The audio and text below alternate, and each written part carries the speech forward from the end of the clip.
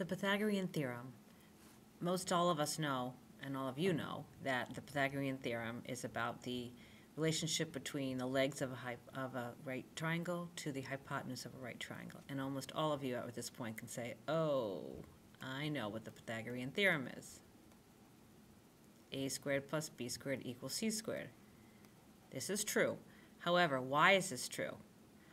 Let's do a proof using what we talked about yesterday about these all-purpose proportions. I'm just taking a right triangle with legs A, B, and C, and I'm laying it down so the altitude of the the hypotenuse of the triangle is laying flat down. And we are going to construct an altitude. We're going to call this, from here to here, we're going to call this x. From here to here, we're going to call this y, which is the distance between here to here is x, and for here to here, there's y. Let's set up using our all-purpose proportions that we talked about yesterday. One of the all-purpose proportions said that a piece of the hypotenuse is to the close leg. It's the second one we did yesterday.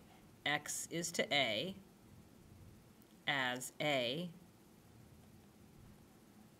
is to the whole hypotenuse, x plus a, x plus y.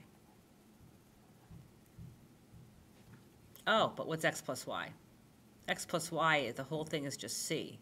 I'm just going to even call this c. I'm going to erase this. Right? Because the whole hypotenuse is c.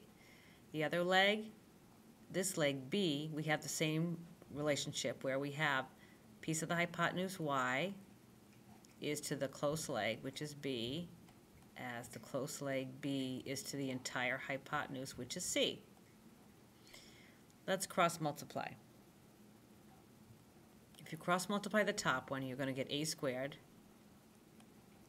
equals xc. If you take the bottom proportion, you're going to get b squared equals yc. The addition property of equality says we can add, two things are equal, two statements are equal, we can add left side to left side and right side to right side. So let's go ahead and add them.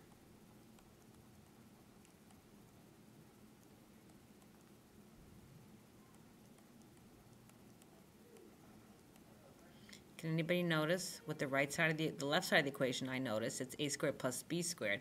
Is there any way we can recreate this to make it look like c squared? Okay? This has a c and this has a c. So I can factor out a c.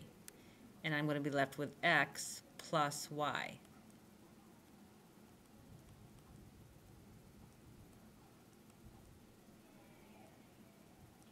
So again, c times x is xc, c times y is yc, but what's x plus y?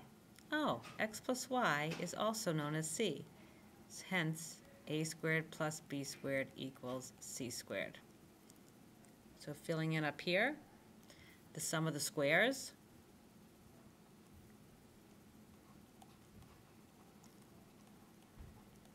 of the legs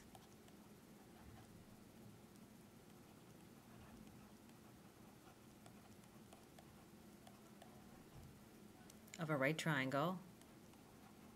We're going to call those legs A.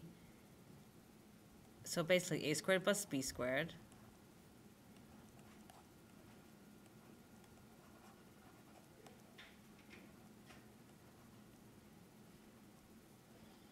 is equal to the square of the hypotenuse.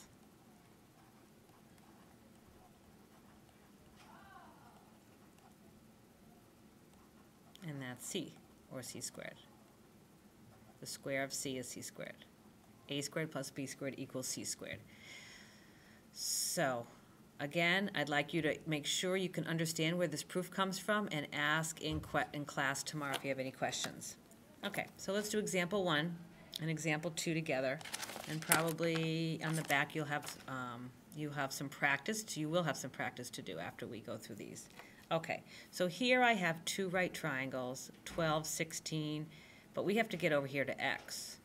Well, we can't, the only thing we can find out is y, can't we? By doing 12 squared plus 16 squared equals y squared. Once we solve this for y, we can do y squared plus 21 to get what we want as x squared. So 12 squared is 144. 16 is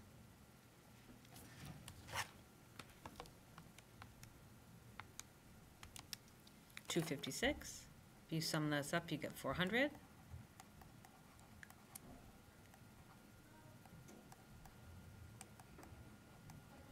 So y equals 20. Once we have 20, we can simply do the Pythagorean theorem on 20 squared plus 21 squared is x squared. We'd get 400 plus 441 equals x squared. X squared equals 841. Square root of 841 is 29. Answer to number 1. Number 2. Now we have to be careful here because if we're going to square the legs, we have to make sure we do this correctly. 2 root 3 times 2 root 3. Well, the x squared just hangs out here as x squared, and I totally recommend right now for us to write 2 root 3 out twice to see what it looks like.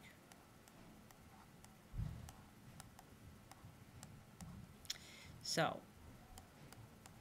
2 times 2 is 4. Root 3 times root 3 is square root of 9, but what's the square root of 9 is 3. So this would be 12, and that equals 64. So subtracting 12 from both sides, we get x squared equals 52, or x is the square root of 52.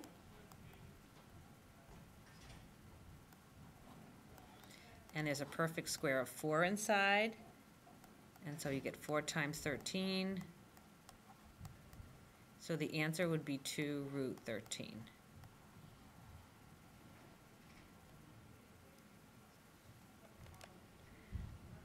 The next page has some practice. I'd like you to do this at home. Okay, I'm looking to see. Don't forget to FOIL. I'll give you a hint for E. You have to draw on a right triangle here. Can anybody tell me what the measure from here to here is? And once you figure that out, you'll be able to answer the question. Same thing here.